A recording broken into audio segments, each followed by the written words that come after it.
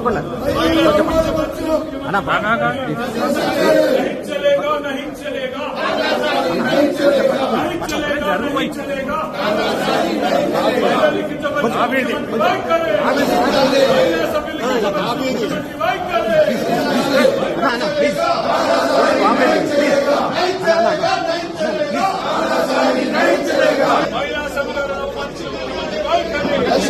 Senior మహిళా నాయకురాలను అవమానించిన ముఖ్యమంత్రి వైఖరి.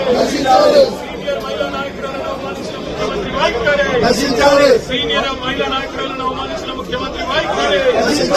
నై చలేగా నై చలేగా నై చలేగా. సీనియర్ మహిళా సంఘ సభ్యులను అవమానించిన ముఖ్యమంత్రి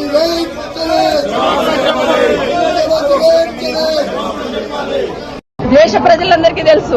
ఈరోజు ఆ సీట్ మీద కూర్చున్నామంటే ఒక ఇందిరమ్మ కావచ్చు, సోనియా గాంధీ కావచ్చు, లేకపోతే సబితమ్మ కావచ్చు. ఆ పుణ్యాన్ని అక్కడ పోయి కూర్చున్నదని దయచేసి గుర్తుపెట్టుకోమని చెప్తా ఉన్నాను.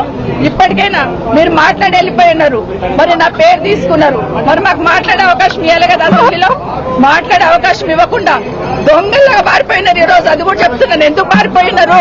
మా సమాధానం మీద ధైర్యం కూడా మీకు లేదా?